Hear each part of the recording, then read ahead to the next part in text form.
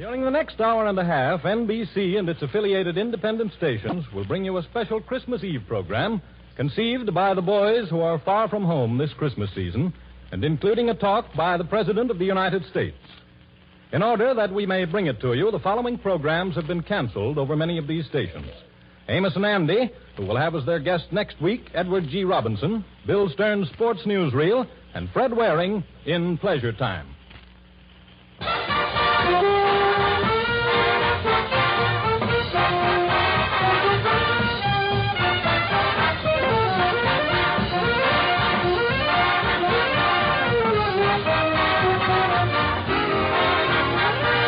In Hollywood to conduct this worldwide tour are Lionel Barrymore, Bing Crosby, and Bob Hope. And now, let me introduce the man whose portrayal of Scrooge from Dickens' immortal Christmas Carol has become an American tradition this time of the year. Mr. Lionel Barrymore.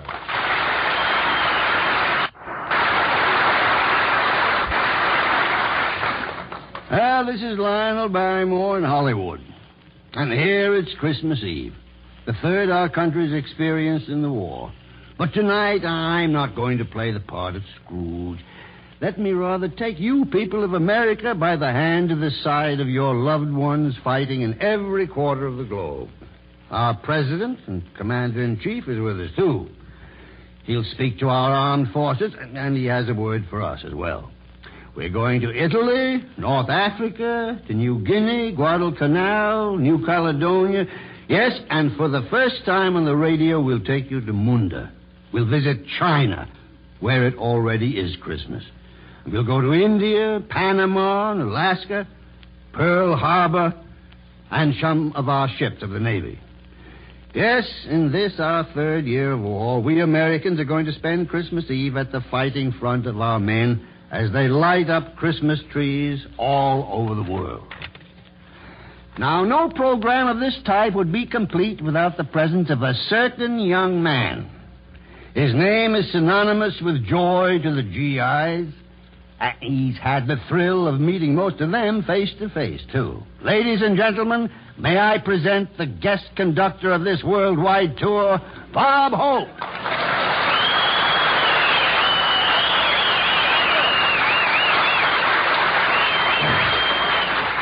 Thank you, relatives. How do you do, ladies and gentlemen? This is Bob Christmas Eve Hope, telling all you Americans to keep backing up our boys, and when Santa comes down from the ice and snow, he'll find us sticking together like Franklin, Winston, and Joe. Yes, sir. I'm very happy to be on this wonderful Christmas Eve show. Christmas is so exciting here. You should see the Christmas trees in Hollywood Boulevard tonight. They floated down from the Yukon last week. I don't mean to say that the snow has been that loose everywhere. I understand it's so cold in the Middle West that even the Republicans are waiting for the fireside chats.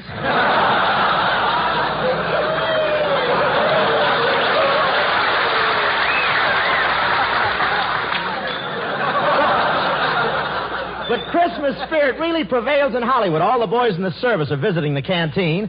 You know what the Hollywood canteen is? That's the only place in the world where a private is happier with 1 star in his arms than he would be with 4 on his shoulder.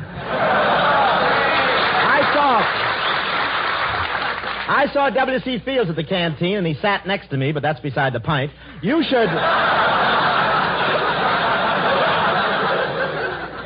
see his nose now that they lifted the dim out. It's wonderful. But I love Christmas because that's the time of the year that all my relatives come over and sit around the tree. And to think that only a few years ago, most of them were sitting in it. And it sneaks up on you, doesn't it, huh? And you should see the Christmas cards I got this year. I got one card from Dorothy Lamour with a picture of her and a sarong on it. What a picture. You know how George Washington looks straight ahead on a 2-cent stamp? Well, in this envelope, he keeps peeking over his shoulder. I got a lot of presents, but I received one present I heard ticking, so I threw it right into the bathtub, but I'm afraid I was a little hasty. Now I've got the only clock in the world where the cuckoo comes out every hour and blows bubbles. Crosby gave his kids Indian outfits with real feathers. I don't know where he got the feathers. All I know is that yesterday I saw a stork flying over Los Angeles in a bathrobe.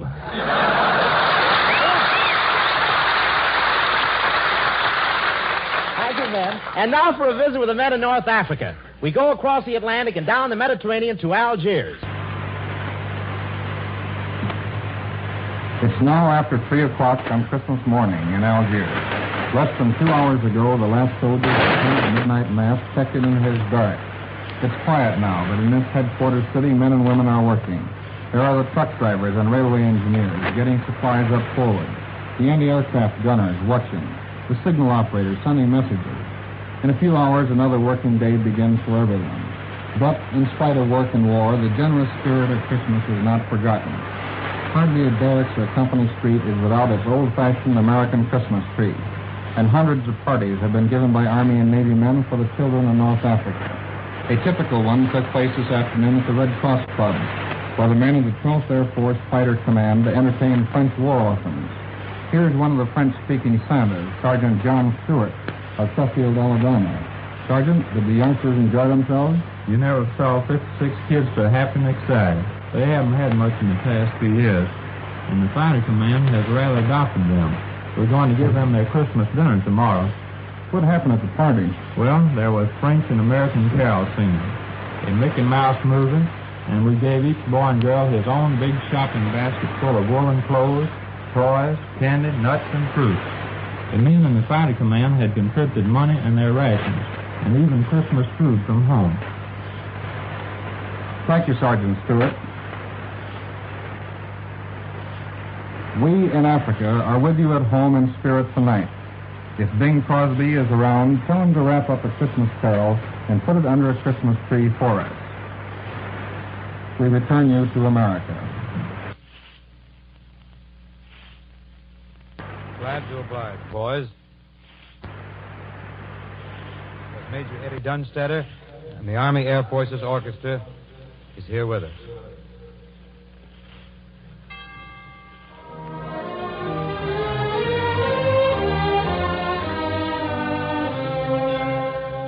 God rest ye merry gentlemen, let nothing you dismay. Remember Christ our Savior was born on Christmas Day to save us all from Satan's power when we were gone astray. Oh, tidings of comfort and joy, comfort and joy. Oh, tidings of comfort and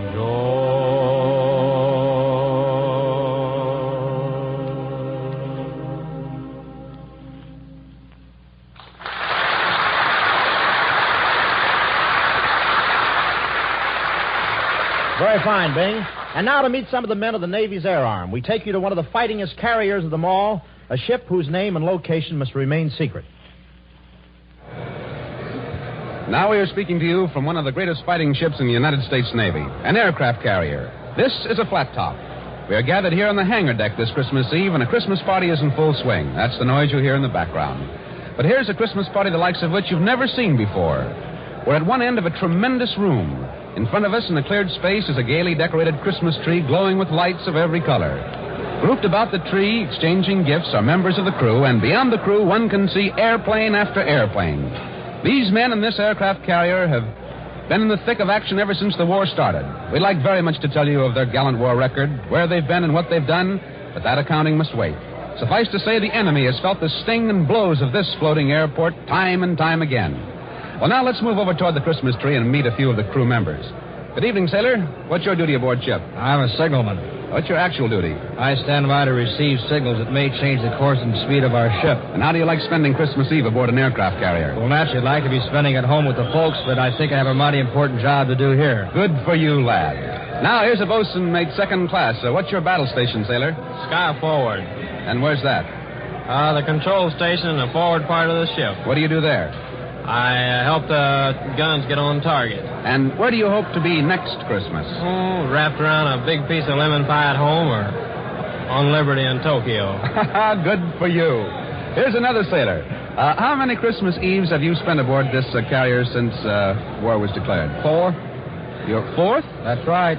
Yes, but wait a minute now. This is only the third Christmas since war was declared, isn't it? Yeah, but one Christmas we crossed the international date line, had 2 Christmases 2 days in a row. Christmas 2 days in a row. You've had all sorts of Christmas celebrations.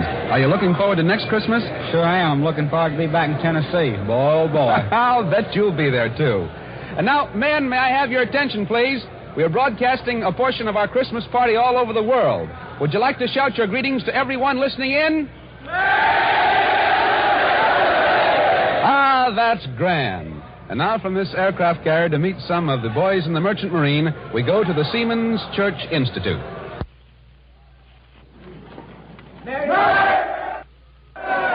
Ladies and gentlemen, we don't think you've met anyone quite like Chief Steward George Jack Kessel of the Merchant Marine, who's here with us at the Seamen's Church Institute. Chief Kessel was torpedoed in the Indian Ocean, spent 20 days in a life raft with 14 other survivors. Well, Chief, suppose you tell us about it. Well, when the ship was hit, I was below playing my mandolin. I ran up on deck and tossed the mandolin into my lifeboat. Then I went around, tried to scare up some food. But as it turned out later, the mandolin was almost as important. Important as food? Why was that? Well, we needed more than food and water to keep our courage up. So I'd start singing and playing all the old favorites at first. Then later, I started making up songs of my own about the boys in the boat, the folks at home, and the things we talked about mostly home. Well, tell us some of the titles.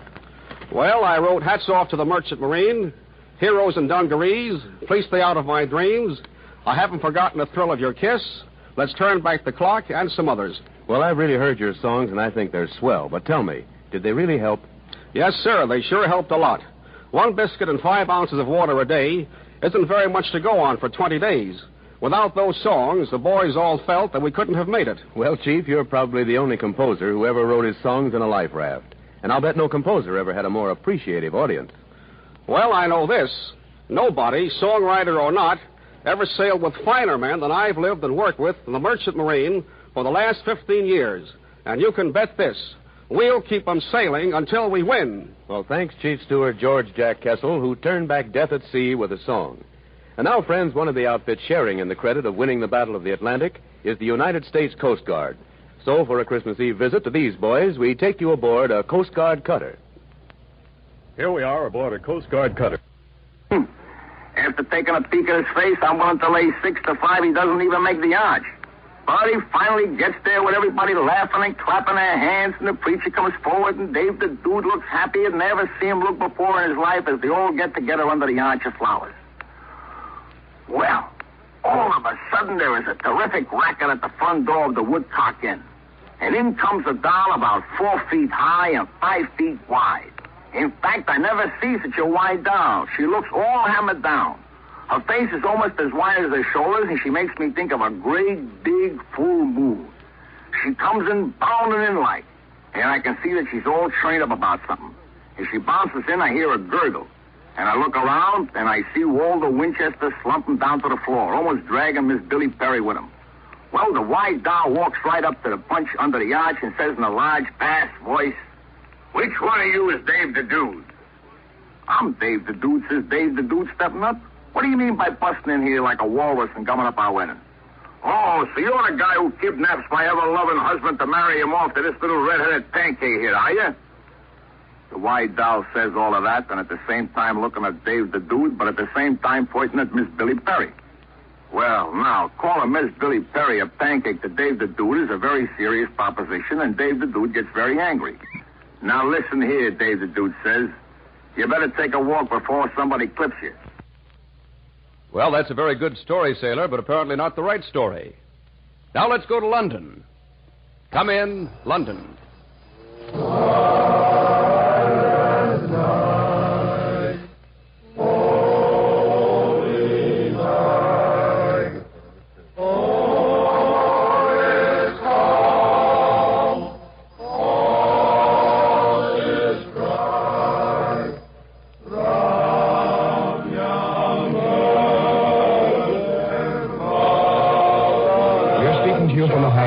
Air Force Liberator Station somewhere in England. There was a party at the Aero Club tonight. The long, narrow room had been decorated with Christmas trees and evergreen boughs and red crepe paper. 30 of the men, combat and ground personnel, enlisted men and officers got together and sang Christmas carols as a part of the program.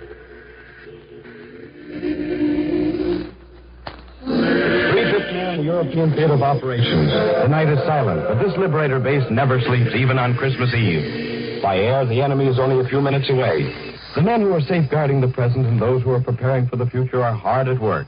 And one of them whose task is less grim than the others is Technical Sergeant Nicholas L. Bisco of Bridgeport, Pennsylvania. What are you doing at this hour of the morning, Sergeant? Toasting turkeys, and the boys realize that a lot of folks are doing without it, so we can have it here. We want to thank them for the small Christmas present. And that goes for all of us. Would you like to know what I'm doing about dessert? Absolutely. It's ice cream. We save our rations of powdered milk and powdered eggs, and I got a hold of some cocoa and cornstarch, all of which adds up to ice cream. Good deal, Sergeant. Here's another man who works all round hours. Technical Sergeant John R. Wade of Taunton, Massachusetts, a member of the ground crew. Am I right about the hours, Sergeant? We're on 24-hour call, sir. Even on Christmas Eve? Even on a Christmas Eve. And that's why we brought our microphone to your workshop, to let you say Merry Christmas back home tonight. Merry Christmas, Mom, and everybody. And now, speaking for all the gunners in the European theater, is Staff Sergeant John Galanis of Plymouth, Pennsylvania, who has been on 19 missions and wears the Distinguished Flying Cross and the Air Medal with 2 clusters. Well, the best way I can put it is this. There's one ship in our group called Heaven Can Wait. It'd be like heaven to be home for Christmas this year, but heaven not only can, but has to wait until our job is finished. For the pilots, navigators, and bombardiers, First Lieutenant Alan L. Green of Oregon City, Oregon. The lieutenant is 21, has been on 17 missions, and wears the Distinguished Flying Cross, the Purple Heart, and the Air Medal. Lieutenant? Well, I feel the same way the sergeant does. Well, we've enjoyed the presents and the Christmas greetings we've had from home. We'd like to return every Merry Christmas in person, but it's back to duty now. So we might add we have some Christmas presents and some New Year's resolutions here in England. We're planning to deliver to Hitler in person. From England, the armed forces return to the United States. Well, here we are back in Hollywood.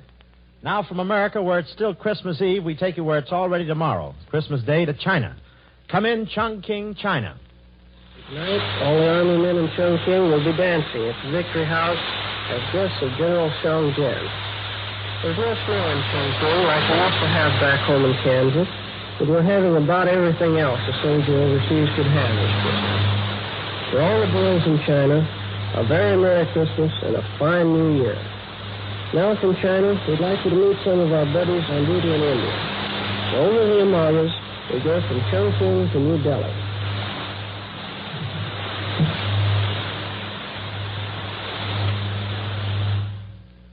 Those boys out there in India evidently can't hear me, but they're definitely on our Christmas list, and we've got a long one tonight.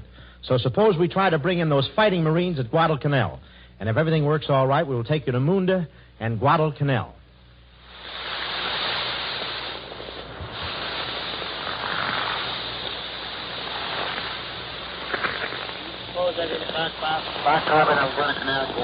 What's the matter with you, Frank? Well, I had to rush to my dentist to get you. You know how I feel about it. Yeah, me too. A minute dinner. Just how I take the dinner. Seaman First Class Frank Rosen. And I am Seaman First Class Jim Horshaw. I'm from Detroit, Michigan, and Frank is from Huntsville, Alabama. Yeah, we rushed up to our turkey stuffing and pudding. Say, Jim, I have it. First some distance we ran for a festival. That's not so long ago, just a few weeks back. See, I used to look up out of that rusty hole in the ground and think of my folks fast asleep down in Alabama. We can say that again. Let's give the folks a hot toast. Act up, I think. Well, while we are speaking about Russia, we sure feel sorry for your folks back home. They tell us we can't drive over 35 miles an hour, but we can't drive over 25. And you've been serving traffic up on this kind of stuff. You should have one of these MPs after you. Don't get a picture now you're dropping. Everyone will say, did you hear Seaman First Class Horshaw dropping on the radio at Christmas? But we're on the radio. Oh, don't worry about us, guys, folks. We expected you, guys, but hopefully not on Christmas. Any level, it's sure a lot better here than it was last year. Last Christmas, almost everybody spent the holidays in a foxhole. Well, folks, all we really want to say is a Merry Christmas. It's a tough fight, and we'll be home soon, Mom, I hope. I was saying First Class Frank Rosen, Huntsville, Alabama, sending greetings to his mother and dad and the first sister in Alabama, and my new little brother, too. And his new little brother, too. And I want to say greetings to my mother and dad, my brothers and sisters in Detroit. Hey, hopefully I'm listening. This is Seaman First Class Jim Horshaw on Guadalcanal, switching you to London, New Georgia. Go ahead, remember. This is greetings from the Northern Colony. This is Georgetown Express speaking to Linda Airfield on New Georgia Island. This is the first broadcast to come out of the Northern Solomon. It is 1:20 on Christmas afternoon, and there are 2 blue jackets standing beside me. I want to tell you about Christmas on New Georgia. Here is Radio Man Second Class, Charles Bashara, of Beaverton, New York. Thanks, Mr. Foster. I'd like to introduce my pal, Gunner's Mate Third Class, Robert McNoyers. Bob is from Cahoots, New York. Thanks, Charlie. What do we do now? Well, Charlie used to be on station WFYR in Syracuse, New York. So the show is yours, Charlie. Yes, but this is sure different than broadcasting from WFYR. And we're not near Linda Airfield, at the top of the hill that the Japs were trying to bomb off the map only a few weeks ago. And we have a plane growing. We're in an open space. As I said, it's not like Syracuse, and it's sure not like Christmas at home, eh, Bob? It sure isn't. We're standing here with our shirts off, and it's still plenty hot and damp. In fact, I'm soaking wet. Maybe I'm not. One thing, we did have a slow dance just a half hour ago. I've got the menu here. Shall I read it, Charlie? Sure, go ahead. Roast turkey, vivid gravy, steak dressing, and buttered cornflakes. With potatoes, crumbled sauce, ice cream, and chocolate cake. Candy, cigarettes, and coffee. And Merry Christmas. Remember last Christmas, Bob? And we were wondering where we would be this Christmas. Yeah, now here we are. And here we stand till we run those dirty little yellow. Wait a minute, Bob. We're on the air. And while we are, I'd like to say greetings to my mom and dad and my whole family and the staff at WFYR. I hope to be back with you soon. Me too. Christmas greetings to my mom and dad and family in Cahoots. And a special greeting to Ruth. I want to get this out. We're going to go down and meet him all night. Thank you, fellas. Thank you, Charlie. And Bob Desnoyers. I hope you're faithful listening because you were on the first broadcast of winter. This is your NBC war reporter, George Thomas Foster, speaking from New Georgia in the Northern Solomon. I now put you to the mainland.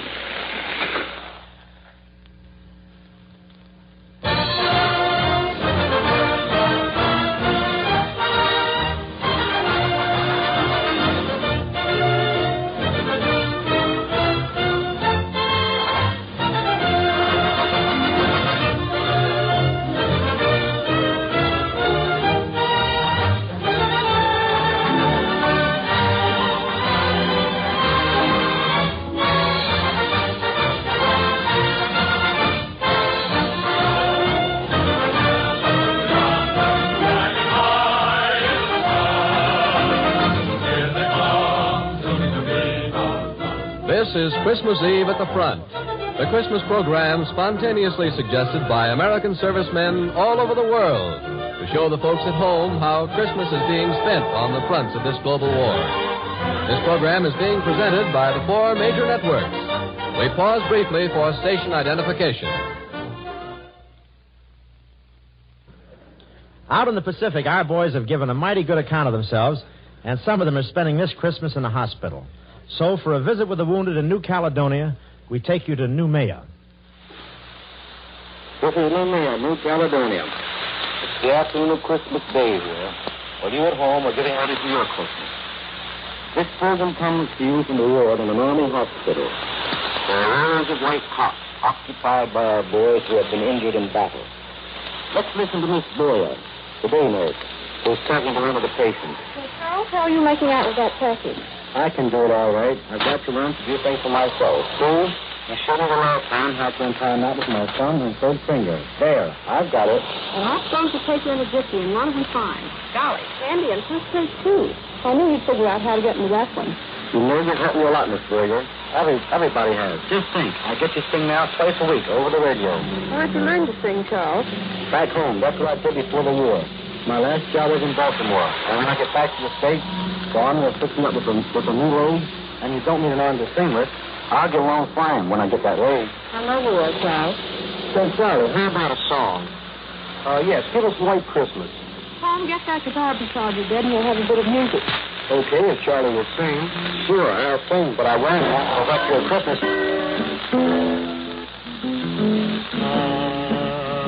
I'm dreaming of a white Christmas, just like the ones I used to know,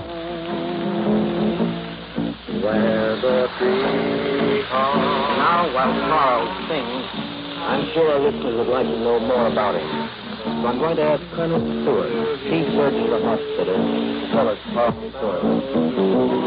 Charlie's full name is Private First Class Charles E. Oates, who found at 1507 Grace Street, Baltimore, Maryland. He was 26 years old and was injured on Guadalcanal last January 16th when a shell killed his buddy. It was necessary to amputate his left arm and right leg. He was in a critical condition for some months. At first, he didn't want to move, but now he always starts helping someone else. He sings to the boys here in the hospital, and twice a week he goes out in his wheelchair and sings a 15-minute program over the radio. I understand, Colonel. He received many books from the canteen. Yes, Charlie had 31 transfusions in all. A record for the hospital. Perhaps it's a record anywhere. Thank you, Colonel Stewart. Like countless other Americans, Charlie Oates has what it takes to win this war. He and his buddies have fought the job for 2 years. Give it out this Christmas. Tomorrow around, we're going to make it possible for us to oversee. Return home and begin the Christmas tree for the future. Does the Miss Hospital Ward in New York, New Caledonia? We send a Merry Christmas. Merry Christmas! And now back to the United States. Up in the windswept Aleutians, the boys are huddled around their stoves talking things over. So let's go to the land of snow and reindeers, to Alaska. A little test from Palestine now.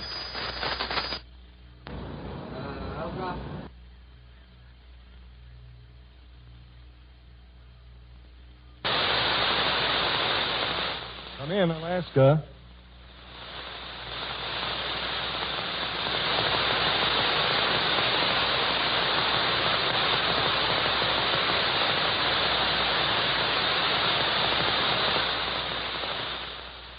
Say, Bing, we're having a little trouble getting Alaska, so step into my office, please. Is that what you meant? You look fine tonight. You look well. You look grand. Like my tent? Isn't that a wonderful thing? What button do you push to get KECA? What are you doing? That's the wrong network. We're on KFI. Sorry, John. Do you like this little suit I have on? Yes, looks something like an unmade bed. Look who's talking. Are those your pants or are you dancing with somebody? Bing, this is a little suit. It's a little suit I had made for me in Pittsburgh. Where were you at the time? I was...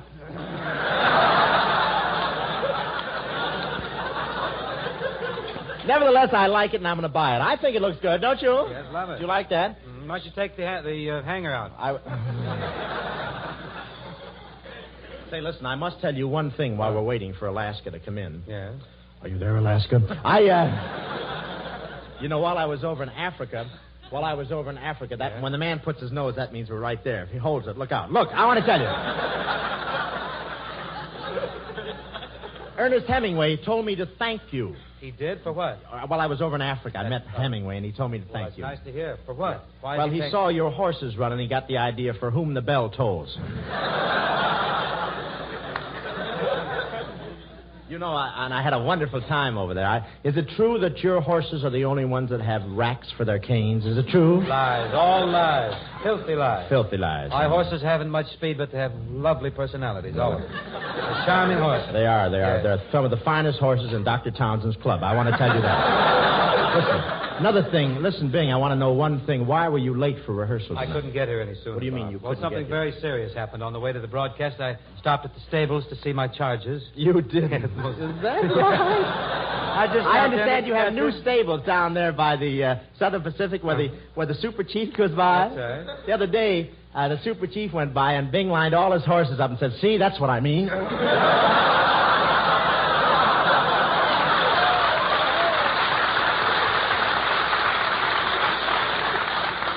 Say, but Bing. What? How about this right here? You want to cut in clever, right there? Yes, Christmas Eve, and every other night is silent night for the men in the submarine service.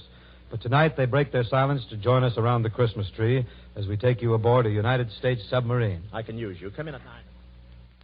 I am an electrician mate first class aboard a fleet submarine. In speaking for all submarine men, I want to say to our wives and kids back home, to Mother and Dad, and to the sweethearts who wait our return, Merry Christmas and a Happy New Year from Uncle Sam's Submarines. I am the mail orderly aboard, and for a while my job was pretty tough with all the packages and mail for the crew. How did you make out, Joe? Swell. Enough cigarettes to last 2 months and a picture of my best gal. And you, Swede? Well, I got a big fruitcake from home, but made the mistake of opening it up in the mess room. And how about you, Frenchie? You know, the little woman is living back on the East Coast. Well, I got a card saying, Merry Christmas. Please send check. Rent overdue. Boy, things must be pretty tough back there. Boy, you said it. How about you, Chief? Well, the best package all of us could get right now is a big, fat Jap cruiser. Right in hell, that's right. Yes, sir. Did you see those turkeys Cookie is working on in the galley? Yeah, and all the trimmings, too. Here we go again. Take her down. Level off at periscope depth. Battle station submerged.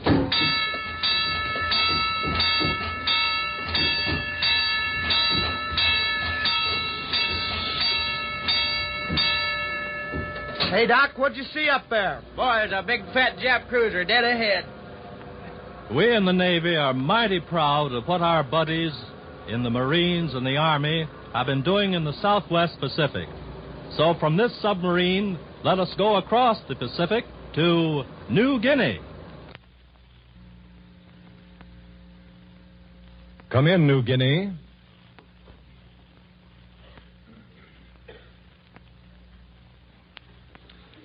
Say, we're mighty sorry the boys in New Guinea can't hear us right now. We had them on the line just a moment ago, and this is the message they sent us. It's Christmas Day here in New Guinea. All over this island, American and Australian troops, together with their native helpers, have managed to observe the holiday to the best of their ability. Some were able to sing a carol or two last night, and a surprising number contrived to attend the religious services held last night and still being conducted today from the north bank of the Massawong River to the bomb-scarred chapels of Port Moresby. But everyone found time to open his presents and read his mail. Other than these activities, Christmas on New Guinea is a case of it being Saturday and another day of war. Trucks going toward or coming back from the war. Planes are either going out or returning from combat missions. And every once in a while, a line of natives passes by, silent and intent on holding up their end of the fight. I wish you had a chance to talk to some of our boys out here. There is Staff Sergeant Paul Blasewitz, formerly the Bronx of New York City, and now with the Troop Carrier Command. Blasewitz is a tail gunner in a flying fortress. Only they don't carry bombs, they carry freight. They call them fighting freighters because that's where they haul things they've also got to be able to fight. This is his second Christmas out here, but he says this one is a lot better than last year because they're better organized for things like Christmas. For instance, this morning he made his usual run, but by the time we hauled some stuff over to the boys at Arroway, that's over on New Britain, and the Japs didn't give us any trouble at all. Just now, Blasewitz is taking it easy, waiting for the next job to come along. And then there are the Australians down here. Boy, what a bunch of fighting men. Just now, many of them are spending their Christmas up in the Ramu Valley. You know, they've got a funny custom in the Australian Army. All of the officers roll up their sleeves and serve the Christmas dinner to the enlisted men. And that's going on today wherever the Aussies are fighting. And that's what's happening out here in New Guinea. We know that all you people back home are working with all your might to make such a broadcast as this completely unnecessary on Christmas Day of 1944. And that's the message. Well, believe me, fellas, we can't wait till the American forces return to the United States, but we realize there still is a big job ahead. A very big job to be done on both sides of the war and home fronts, and the sooner we finish both jobs, the sooner our boys will come home. You know, Robin, the Navy is doing a huge share of that job, too. Boy, you can say that again, Bing. Let's cut in on Christmas Eve doings on one of Uncle Sam's mighty battle wagons. To greet the holy night that gave the world its Christmas rose, its King of love and light. This is Christmas Eve with the Blue Jackets aboard a United States battleship. Listen while Blue Jacket McMillan, Seaman First Class, is singing Jesu Bambino for the ship's crew.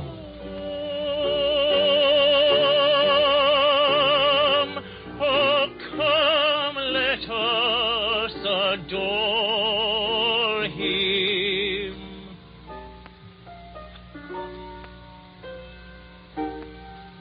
Let us adore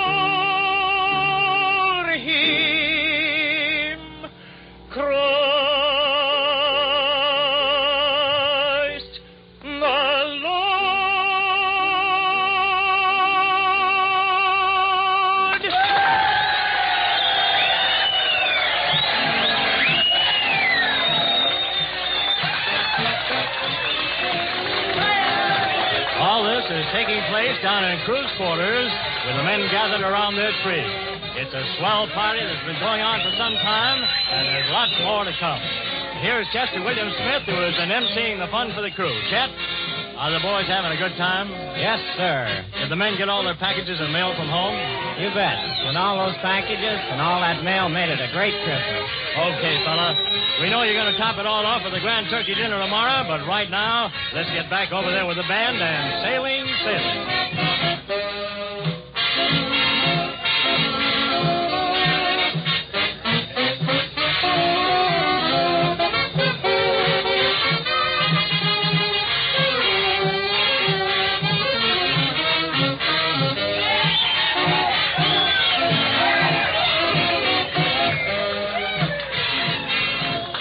From this big battle wagon, we take you to the boys guarding our lifeline on the Big Ditch at Panama. This is Corporal Harvey Chester speaking from Panama.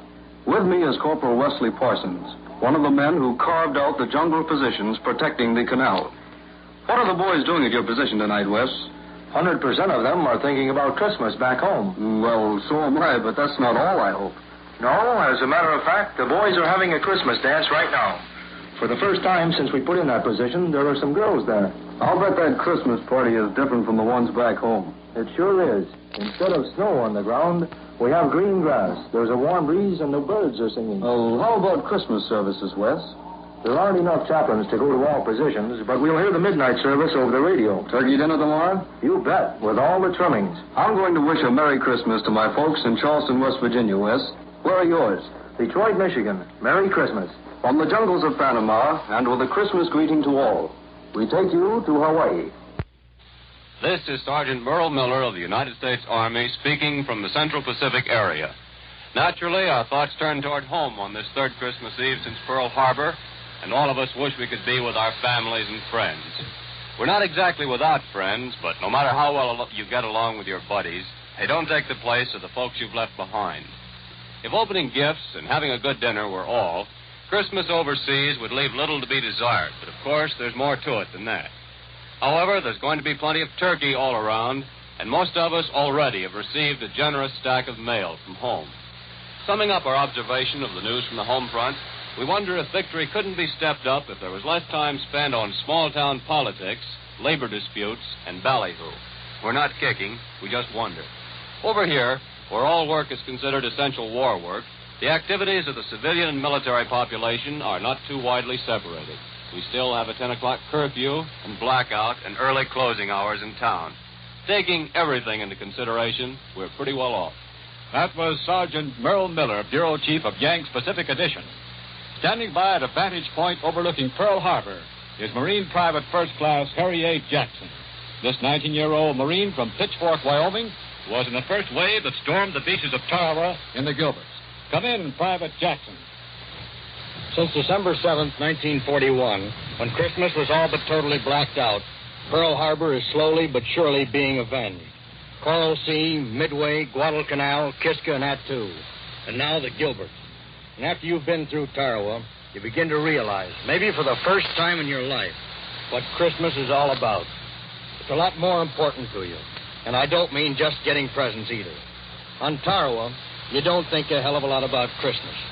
But on Christmas, you think a hell of a lot about Tarawa.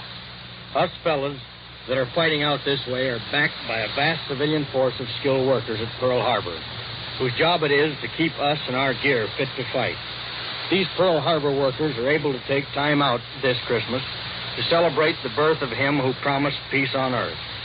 But the pause this Christmas will be a brief one, because every fighting one of us is on the road that leads to Tokyo, and Tokyo knows we're on the way. From Pearl Harbor, where the stars and stripes still fly, and the Christmas tree lights are on again, it's a Merry Christmas to you all at home. 2,000 years ago, a star shone down over Bethlehem, and the angels heralded peace on earth, goodwill to men. Today there is no peace, and goodwill is shriveled in the flame and smoke of battle, in the hatred and greed of men. Today the star of Bethlehem shines down on gleaming bayonets, and the three wise men no longer roam the plains of Judea, bearing gifts and ointments. Today there are tanks bearing death and destruction, stalking the plains of the earth in search of human prey. And yet, the star still shines over Bethlehem, and there are still men of goodwill in every nook and corner of the earth, fighting and praying that peace may be restored to the world, that men may learn how to live with one another in peace and tranquility, that their children may walk in the majesty of the Lord, unafraid and unopposed. We take you now to Bethlehem, where the star and promise shine forth as they did 2,000 years ago.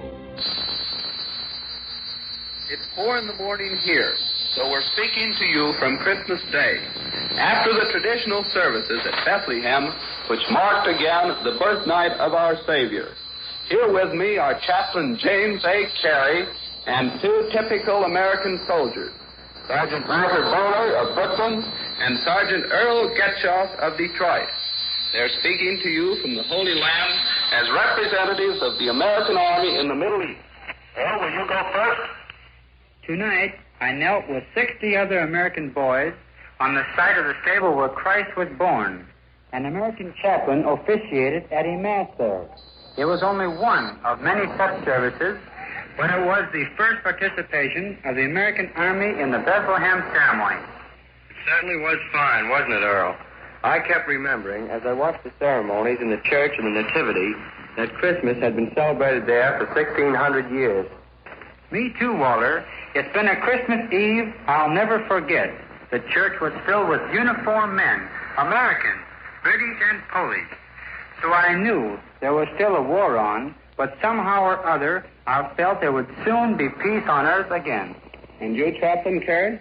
My only viewpoint now springs from my job as Chief of Middle East Chaplain. I want to tell all you people back home that some of your boys have had a very fine experience. It seems to me that they will be finer men and finer Americans for having made this pilgrimage to the birthplace of our Lord. And now, as the Star of Bethlehem shines down, the Middle East Armed Forces return you to the United States.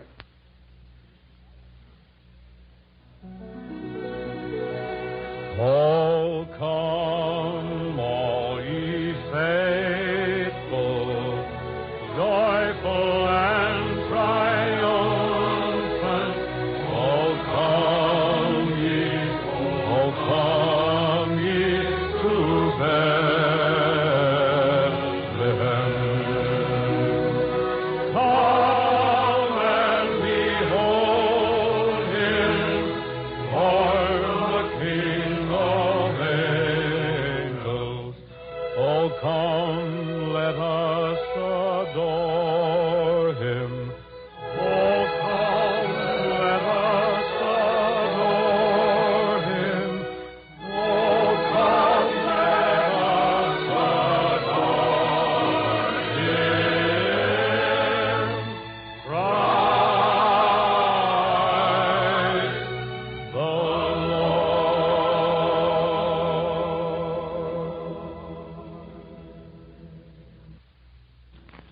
the Earlier today, the President delivered an important address to many of our people stationed overseas and to those of us at home. In order that those who didn't hear his message may have an opportunity to hear it, we present a recording of that speech. Ladies and gentlemen, the President of the United States. My friends, I have recently returned from extensive journeyings in the region of the Mediterranean and as far as the borders of Russia. I have conferred with the leaders of Britain and Russia and China on military matters of the present, especially on plans for stepping up our successful attack on our enemies as quickly as possible and from many different points of the compass. On this Christmas Eve, there are over 10 million men in the armed forces of the United States alone. 1 year ago, 1,700,000 were serving overseas. Today, this figure has been more than doubled to 3,800,000 on duty overseas. And by next July 1st, that number overseas will rise to over 5 million, men and women. That this is truly a world war was demonstrated to me when arrangements were being made with our overseas broadcasting agencies for the time for me to speak today to our soldiers and sailors and Marines and merchant seamen in every part of the world. In fixing the time for this broadcast, we took into consideration that at this moment here in the United States and in the Caribbean and on the northeast coast of South America, it is afternoon.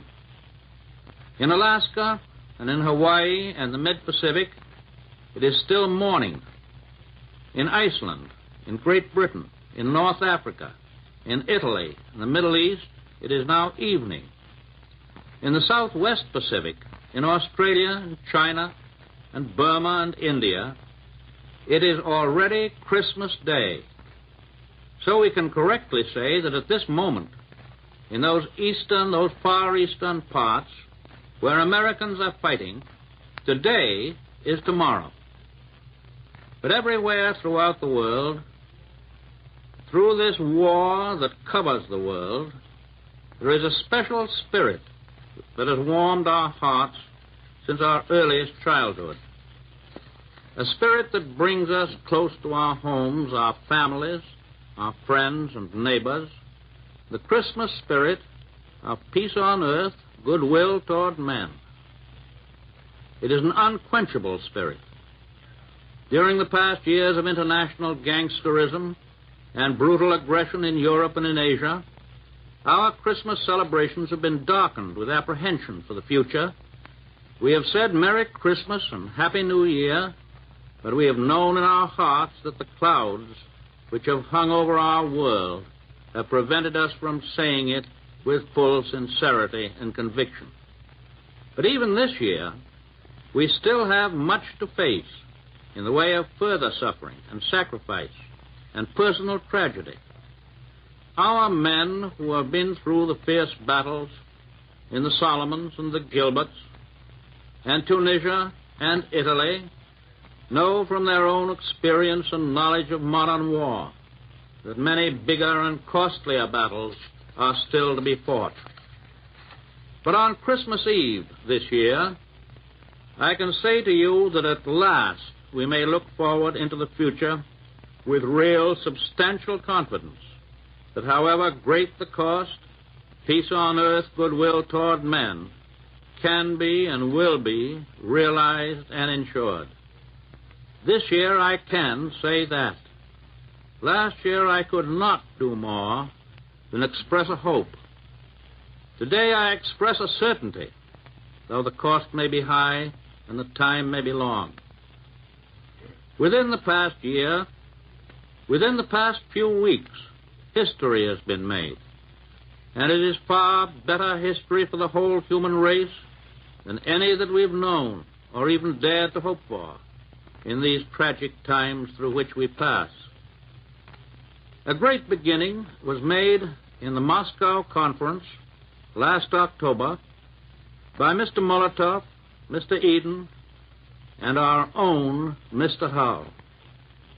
There and then the way was paved for the later meetings. At Cairo and Tehran, we devoted ourselves not only to military matters, we devoted ourselves also to consideration of the future, to plans for the kind of world which alone can justify all the sacrifices of this war.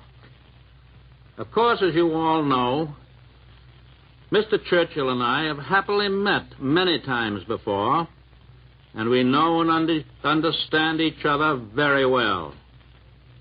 Indeed, Mr. Churchill has become known and beloved by many millions of Americans, and the heartfelt prayers of all of us have been with this great citizen of the world in his recent serious illness. The Cairo and Tehran conferences, however, gave me my first opportunity to meet the Generalissimo, Chiang Kai-shek, and Marshal Stalin, and to sit down at the table with these unconquerable men and talk with them face to face. We had planned to talk to each other across the table at Cairo and Tehran, but we soon found that we were all on the same side of the table. We came to the conferences with faith in each other, but we needed the personal contact. And now we have supplemented faith with definite knowledge. It was well worth traveling thousands of miles over land and sea to bring about this personal meeting and to gain the heartening assurance that we are absolutely agreed with one another on all the major objectives and on the military means of obtaining them. At Cairo, Prime Minister Churchill and I spent 4 days with the Generalissimo, Chiang Kai-shek. It was the first time that we'd had an opportunity to go over the complex situation in the Far East with him personally.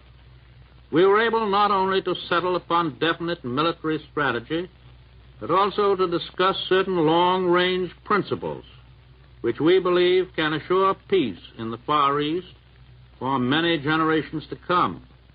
Those principles are as simple as they are fundamental. They involve the restoration of stolen property to its rightful owners and the recognition of the rights of millions of people in the Far East to build up their own forms of self-government without molestation. Essential to all peace and security in the Pacific and in the rest of the world is the permanent elimination of the Empire of Japan as a potential force of aggression.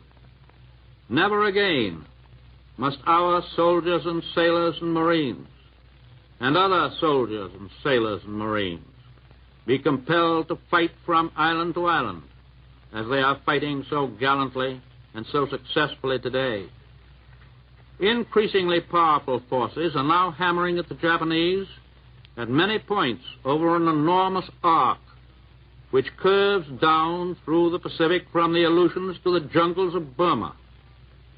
Our own Army and Navy, our Air Forces, the Australians and New Zealanders, the Dutch and the British land, air, and sea forces are all forming a band of steel which is slowly but surely closing in on Japan. And on the mainland of Asia, under the Generalissimo's leadership, the Chinese ground and air forces, augmented by American air forces, are playing a vital part in starting the drive which will push the invaders into the sea. Following out the military decisions at Cairo, General Marshall has just flown around the world and has had conferences with General MacArthur and Admiral Nimitz, conferences which will spell plenty of bad news for the Japs in the not-too-far distant future. I met in the Generalissimo a man of great vision, great courage, and a remarkably keen understanding of the problems of today and tomorrow. We discussed all the manifold military plans for striking at Japan with a decisive force from many directions, and I believe I can say that he returned to Chongqing with the positive assurance of total victory over our common enemy. Today, we and the Republic of China are closer together than ever before in deep friendship and in unity of purpose. After the Cairo conference, Mr. Churchill and I went by airplane to Tehran.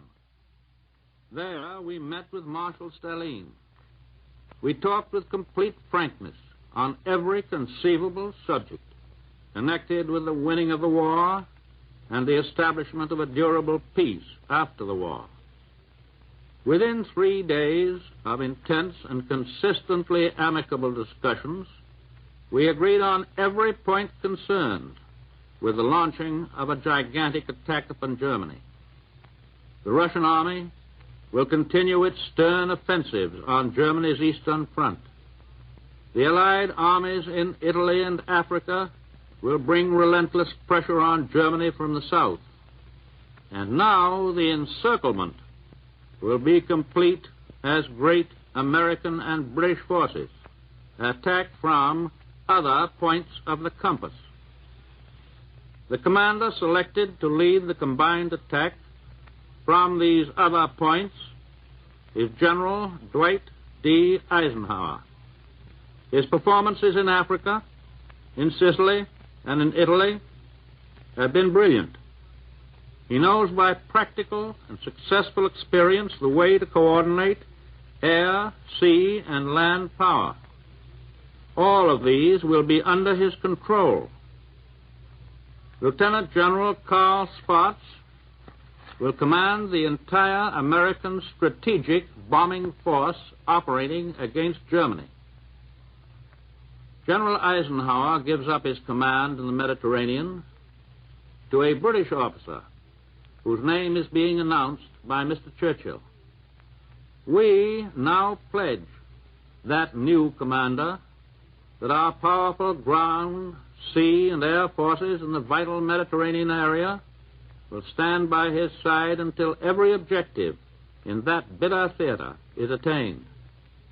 Both of these new commanders will have American and British subordinate commanders whose names will be announced to the world in a few days. During the last 2 days in Tehran, Marshal Stalin, Mr. Churchill, and I looked ahead to the days and months and years that will follow Germany's defeat. We were united in determination that Germany must be stripped of her military might and be given no opportunity within the foreseeable future to regain that might.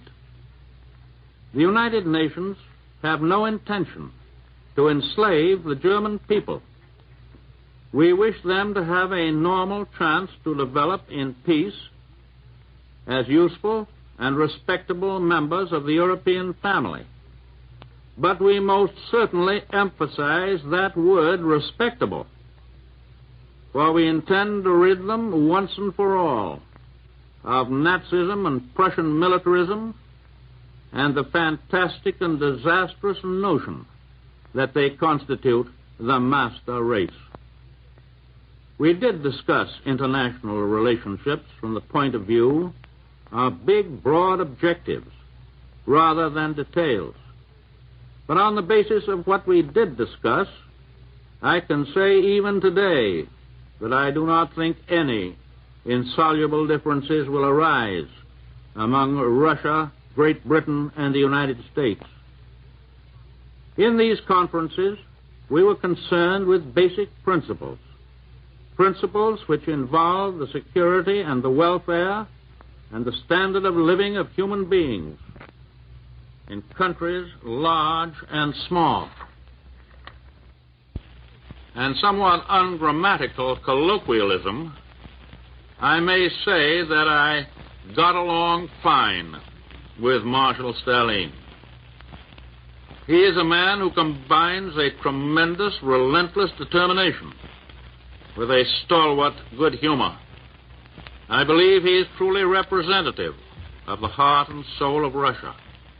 And I believe that we are going to get along very well with him and the Russian people.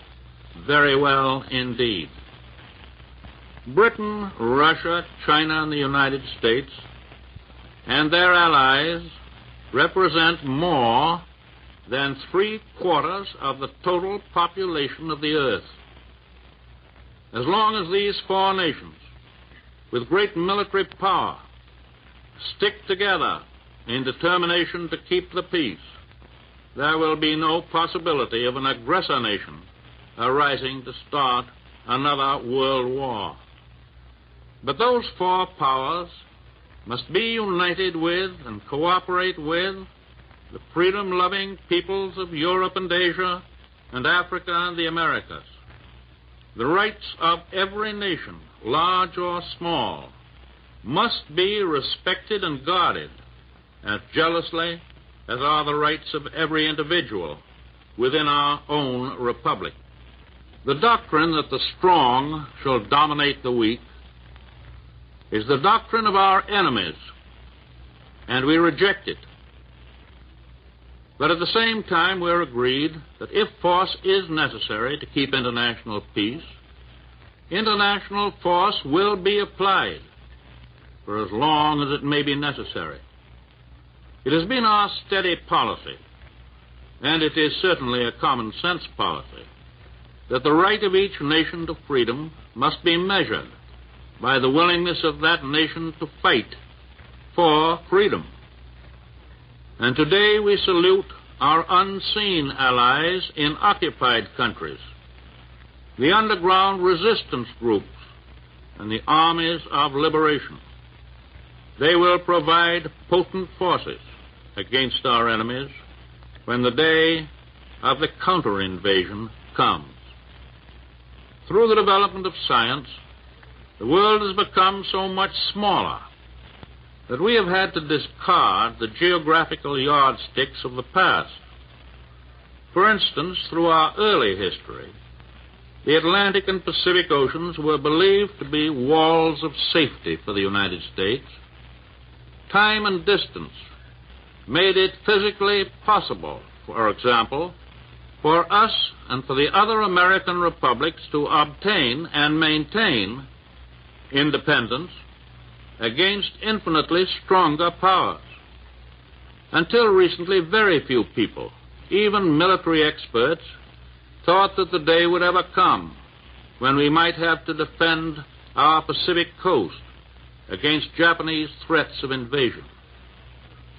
At the outbreak of the First World War, relatively few people thought that our ships and shipping would be menaced by German submarines on the high seas, or that the German militarists would ever attempt to dominate any nation outside of Central Europe. After the armistice in 1918, we thought and hoped that the militaristic philosophy of Germany had been crushed. And being full of the milk of human kindness, we spent the next 20 years disarming, while the Germans whined so pathetically that the other nations permitted them and even helped them to rearm. For too many years, we lived on pious hopes that aggressor and warlike nations would learn and understand and carry out the doctrine of purely voluntary peace. The well-intentioned but ill-fated experiments of former years did not work. It is my hope that we will not try them again. No, that is putting it too weakly. It is my intention to do all that I humanly can as President and Commander-in-Chief to see to it that these tragic mistakes shall not be made again. There have always been cheerful idiots in this country who believed that there would be no more war for us if everybody in America would only return into their homes and lock their front doors behind them. Assuming that their motives were of the highest, events have shown how unwilling they were to face the facts. The overwhelming majority of all the people in the world want peace. Most of them are fighting for the attainment of peace. Not just a truce, not just an armistice, but peace that is as strongly enforced and as durable as mortal man can make it. If we are willing to fight for peace now, is it not good logic that we should use force if necessary in the future to keep the peace? I believe and I think I can say that the other three great nations who are fighting so magnificently to gain peace are in complete agreement that we must be prepared to keep the peace by force. If the people of Germany and Japan are made to realize thoroughly that the world is not going to let them break out again, it is possible, and I hope probable, that they will abandon the philosophy of aggression. the belief that they can gain the whole world, even at the risk of losing their own souls. I shall have more to say about the Cairo and Tehran conferences when I make my report to the Congress in about 2 weeks' time. And on that occasion, I shall also have a great deal to say about certain conditions here at home. But today, I wish to say that in all my travels, at home and abroad, it is the sight of our soldiers and sailors and their magnificent achievements which have given me the greatest inspiration and the greatest encouragement for the future. To the members of our armed forces, to their wives, mothers, and fathers, I want to affirm the great faith and confidence that we have in General Marshall and Admiral King, who direct all of our armed might throughout the world. Upon them falls the responsibility of planning the strategy, of determining where and when we shall fight. Both of these men have already gained high places in American history, places which will record in that history many evidences of their military genius that cannot be published today. Some of our men overseas are now spending their third Christmas far from home. To them and to all others overseas, or soon to go overseas, I can give assurance that it is the purpose of their government to win this war and to bring them home at the earliest possible time. And we here in the United States had better be sure that when our soldiers and sailors do come home, they will find an America in which they are given full opportunities for education and rehabilitation and social security and employment and business enterprise under the free American system, and that they will find a government which, by their votes as American citizens, they have had a full share in electing. The American people have had every reason to know that this is a tough and destructive war. On my trip abroad, I talked with many military men who had faced our enemies in the field. These hard-headed realists testify to the strength and skill and resourcefulness of the enemy generals and men whom we must beat before final victory is won. The war is now reaching the stage where we shall all have to look forward to large casualty lists, dead, wounded, and missing. War entails just that. There is no easy road to victory, and the end is not yet in sight. I have been back only for a week. It is fair that I should tell you my impression. I think I see a tendency in some of our people here to assume a quick ending of the war. The war and the result means false reasoning.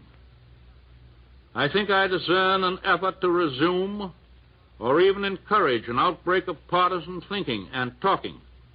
I hope I am wrong, for surely our first and most foremost tasks are all concerned with winning the war and winning a just peace that will last for generations. The massive offensives which are in the making, both in Europe and the Far East, will require every ounce of energy and fortitude that we and our allies can summon on the fighting fronts and in all the workshops at home. As I have said before, you cannot order up a great attack on a Monday and demand that it be delivered on Saturday. Less than a month ago, I flew in a big Army transport plane over the little town of Bethlehem in Palestine. Tonight on Christmas Eve, all men and women everywhere who love Christmas are thinking of that ancient town and of the star of faith that shone there more than 19 centuries ago. American boys are fighting today in snow-covered mountains, in malarial jungles, on blazing deserts. They are fighting on the far stretches of the sea and above the clouds, fighting the thing for which they struggle. I think is best symbolized by the message that came out of Bethlehem.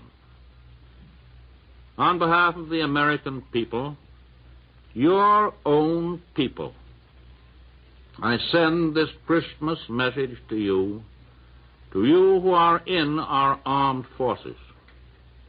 In our hearts are prayers for you and for all your comrades in arms who fight to rid the world of evil.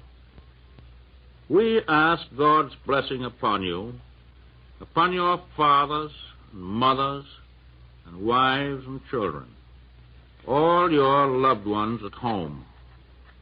We ask that the comfort of God's grace shall be granted to those who are sick and wounded, and to those who are prisoners of war in the hands of the enemy, waiting for the day when they will again be free.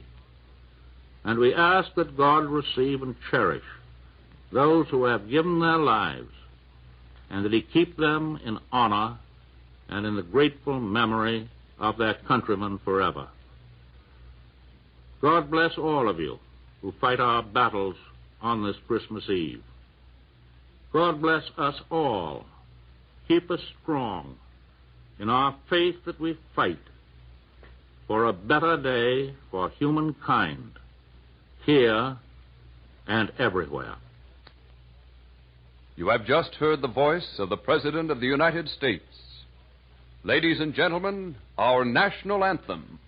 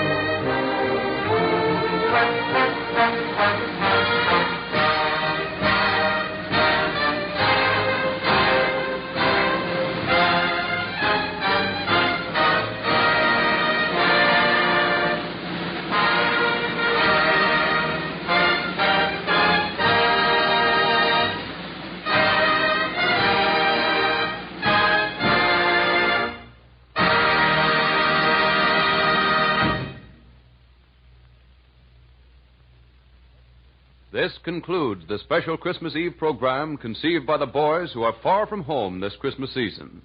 They wanted their loved ones to know how they were observing this day away from home.